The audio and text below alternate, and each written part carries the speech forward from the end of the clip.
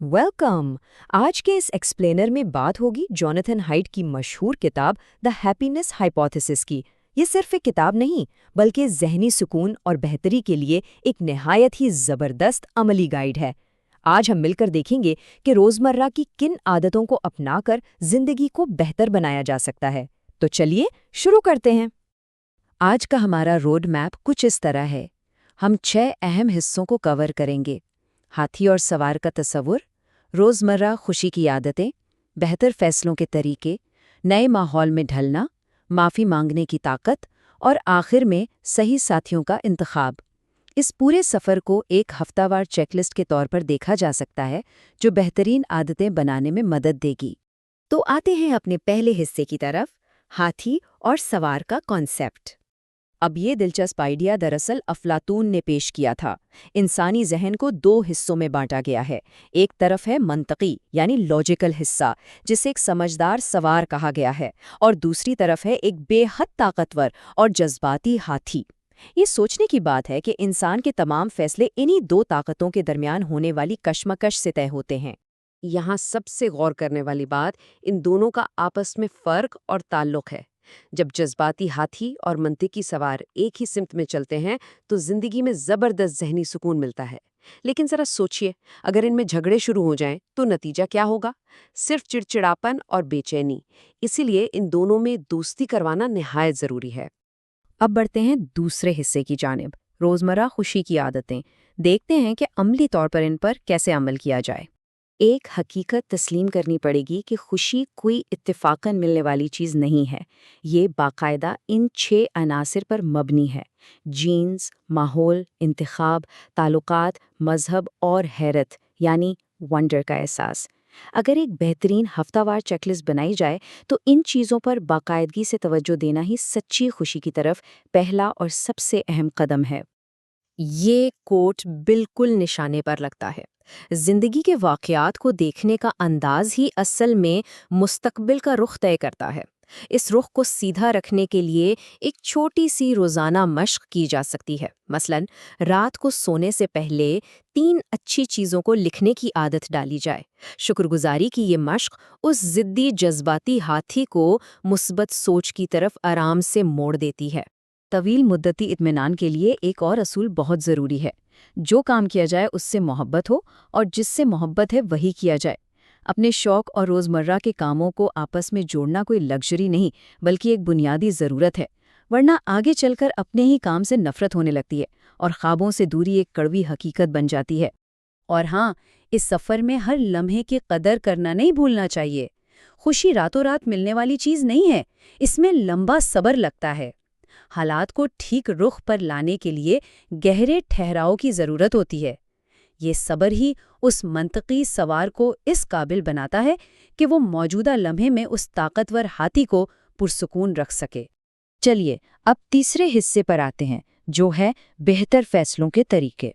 फैसले बेहतर बनाने के लिए जहन के दोनों हिस्सों यानी हाथी और सवार को शामिल करना लाजमी है। अक्सर होता क्या है कि मुखालिफिन की बात को जल्दबाजी में मुस्तरद कर दिया जाता है, जिससे उन अहम हकाइक से महरूमी हो जाती है जो सही फैसले के लिए दरकार हैं। किसी भी बहस में सिर्फ जीतना मकसद नहीं होना चाहिए, बल्कि मुखालिफ के रवैये से सीखना असल दानिशमंदी की निशानी है। आगे बढ़ते हैं चौथे हिस्से की तरफ, नए माहौल में ढलना। जब भी माहौल तब्दील होता है, थोड़ी बहुत परेशानी होना बिल्कुल फितरी बात है। इस वरी को पहले तस्लीम करना होता है, लेकिन इस बात पर मुकम्मल भरोसा होना चाहिए कि हालात के मुताबिक ढलने की इंसानी सलाहियतें निहायत मजबूत और लाजवाब हैं। नई चीज़ों के मुताबिक खुद को फ़ाल तौर पर ढालने की कोशिश करने से नामालूम हालात का खौफ खुद ब खुद ख़त्म हो जाता है। अब आते हैं 5वें और निहायत दिलचस्प हिस्से पर, माफ़ी मांगने की ताकत। इंसान हमेशा दुरुस्त नहीं हो सकता। ये कितनी आफाकी हकीकत है। उस समझदार सवार को ये बात मान लेनी चाहिए कि गलतियां आखिर किसी से भी हो सकती हैं। अगर इस बात को तस्लीम ना किया जाए तो जज्बाती हाथी एक गलत रुख पर जिद्दी हो जाता है, जिसे रोकना फिर तकरीबन नामुमकिन हो जाता है।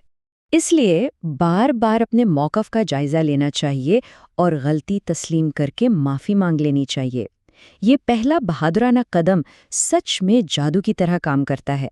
جیسے ہی کوئی اپنی غلطی مانتا ہے، دوسرے فریق کا رویہ بھی مثالی بن جاتا ہے اور وہ بھی نرم پڑ جاتے ہیں۔ اس طرح اختلافات تیزی سے حل ہوتے ہیں اور تعلقات اور بھی مضبوط ہو جاتے ہیں۔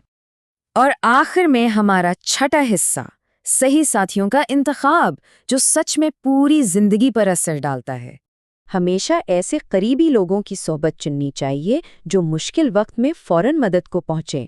خود کو ایسے لوگوں سے گھیرے رکھنا جن سے سچی محبت اور پرواہ ملتی ہو، اس بات کو یقینی بناتا ہے کہ زندگی کے مشکل ترین دور میں ایک مضبوط سہارا ہمیشہ موجود رہے۔ طویل مدتی سکون کے لیے یہ بے حد اہم ہے۔ محبت کی ان دو اقسام میں ایک واضح فرق دیکھنے کو ملتا ہے۔ ایک طرف ہے پرجوش محبت، جس میں ایک عارضی خوشی ہوتی ہے، بالکل کسی نشے کی طرح جو وقت کے ساتھ تھوڑا اتر جاتا ہے۔